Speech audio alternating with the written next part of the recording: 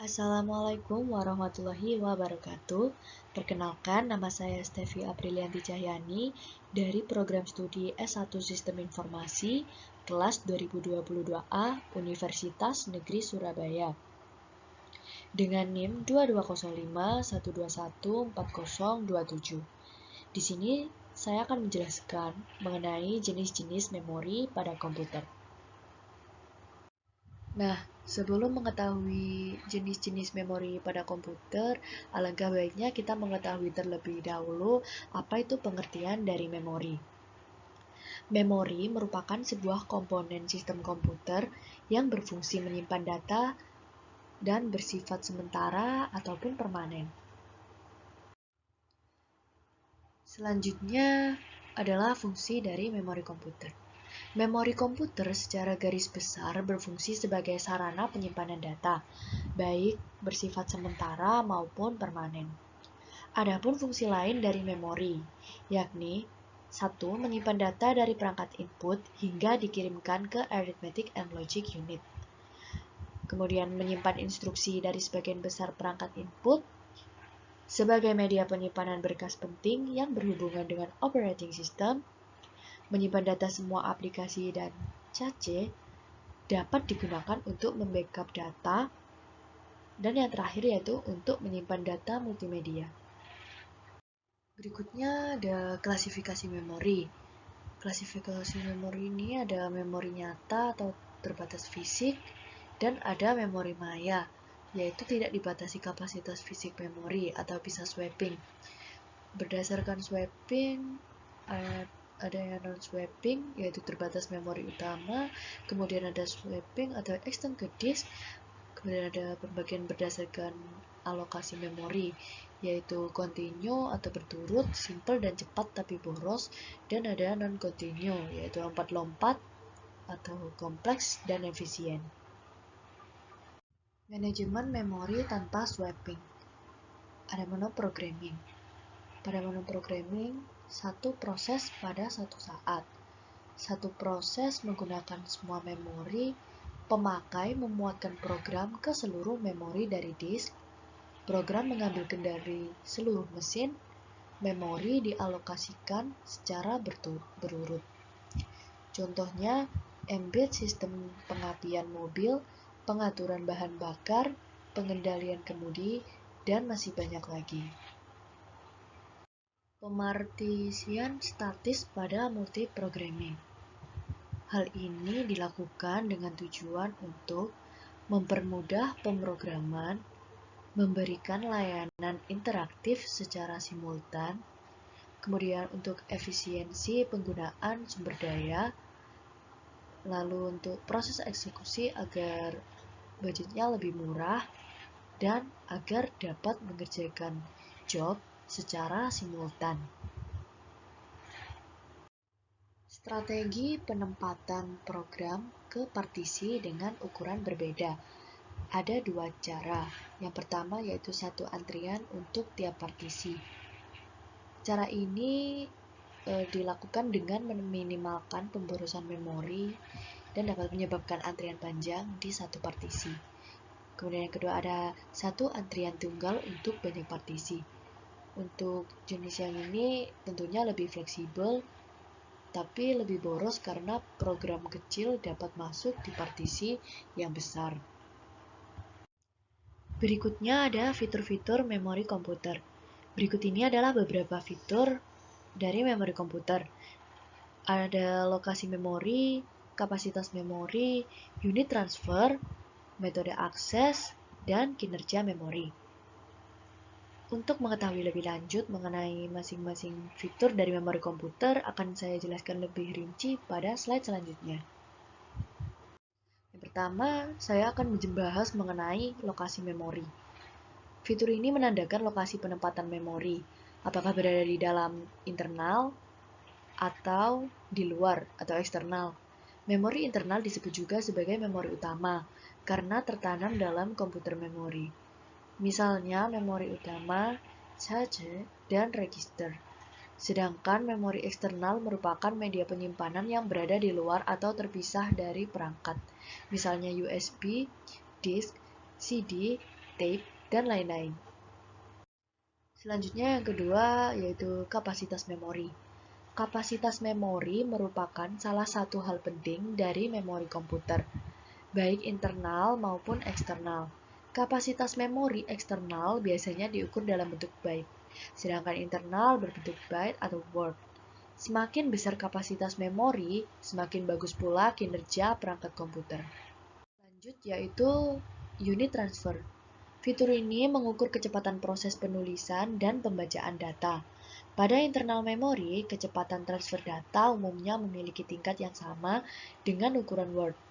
Sementara pada external memori, transfer data tidak akan sama dengan Word, karena unit transfernya cenderung lebih besar. Dalam hal ini, unit transfer memori eksternal berbentuk blok. Next, yaitu metode akses. Fitur metode akses mencakup bagaimana cara perangkat menulis dan membaca memori. Metode akses yang dimaksud diantaranya yaitu Associative Access Method merupakan jenis memori yang memaksimalkan kinerja pencarian data berdasarkan alamat memori.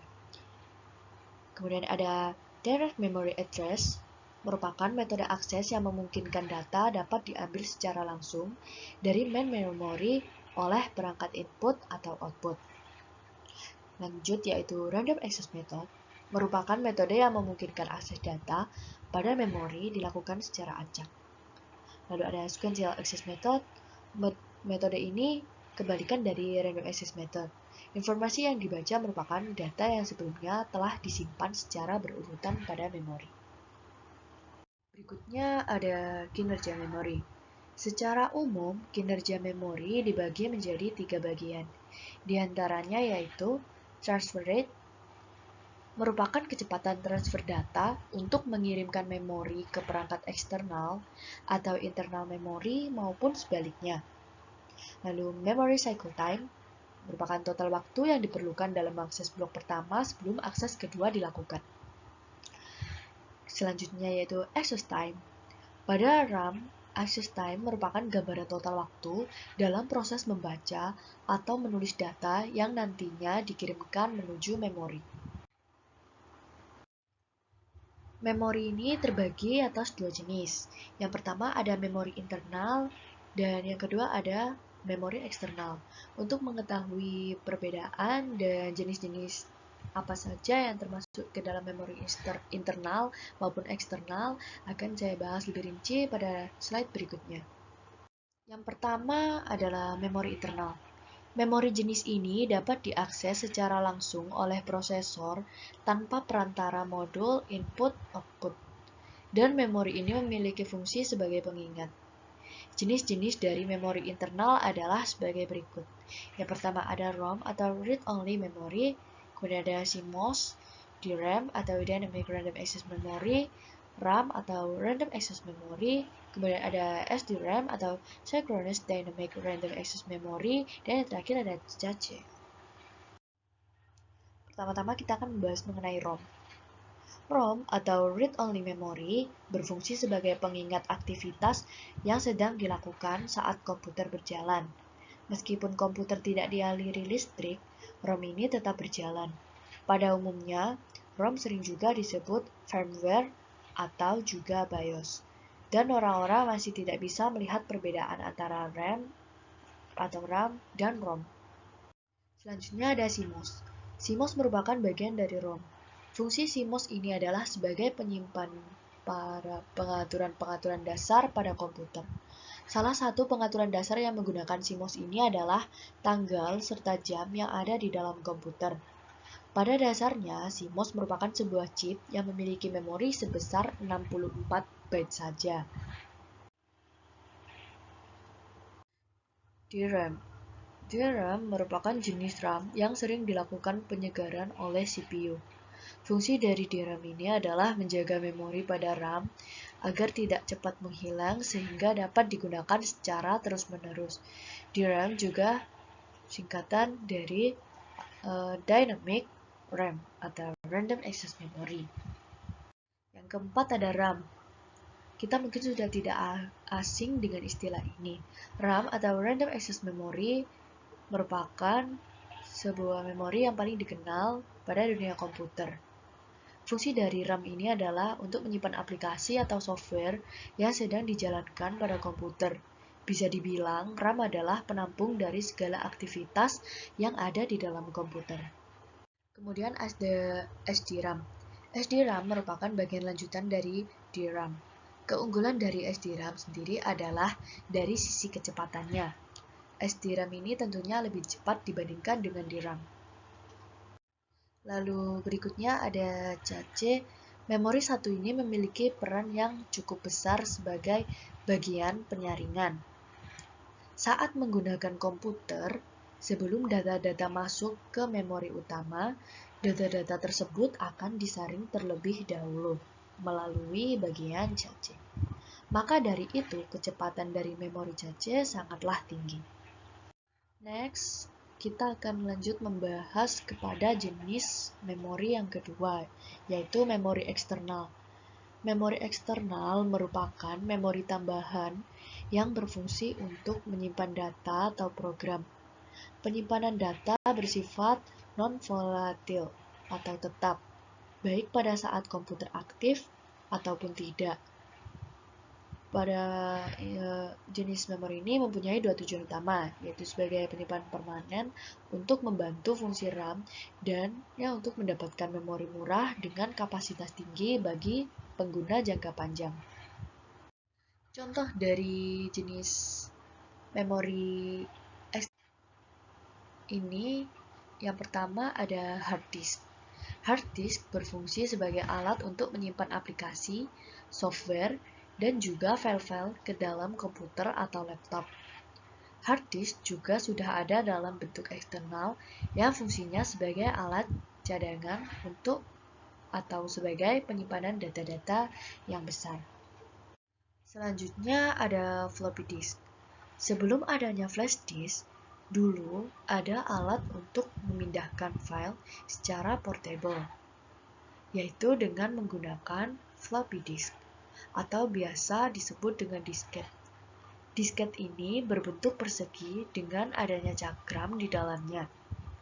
Fungsi dari disket ini sendiri yaitu sebagai alat untuk menyimpan data yang dapat dibawa kemana-mana. Ukuran memori dari disket ini sendiri biasanya tidak lebih dari beberapa megabyte saja. Selanjutnya ada flash disk. Tentunya kita sudah tidak asing dengan istilah yang satu ini. Bahkan mungkin hampir semua pelajar atau mahasiswa mempunyai flash disk ini. Lalu lantas, apa itu flash disk? Flash disk merupakan hasil pembaharuan dari floppy disk. Istilahnya semacam upgrade atau inovasi baru dari floppy disk. Dengan ukuran yang bermacam-macam, dari ukuran yang sedang hingga kecil, flash disk kini lebih banyak digunakan oleh masyarakat. Fungsi dari flash disk ini sendiri sama dengan floppy disk, yakni sebagai alat penyimpanan data yang dapat dibawa kemana saja. Dari segi ukuran pun, flash disk jauh lebih besar dari floppy disk. Bahkan, kini sudah ada yang mencapai penyimpanannya sampai 1 terabyte. Selanjutnya ada compact disk. Compact disk atau CD juga salah satu memori eksternal yang digunakan pada komputer. Fungsi dari CD adalah hampir sama dengan flash disk dan juga disket, yakni sebagai alat untuk memindahkan file dan dapat dibawa kemana saja. Selain CD, ada juga DVD. Dan yang menjadi perbedaan dari keduanya hanyalah dari sisi kapasitasnya saja, atau kapasitas memorinya. Pada DVD, kapasitas memorinya jauh lebih banyak dibandingkan dengan CD. Sekian kurang lebihnya yang bisa saya sampaikan mengenai jenis-jenis memori pada komputer. Kemudian mohon maaf apabila ada salah penulisan kata maupun pengucapan. Wassalamualaikum warahmatullahi wabarakatuh. Semoga video ini bermanfaat bagi kita semua. Dan terima kasih sudah menonton sampai akhir.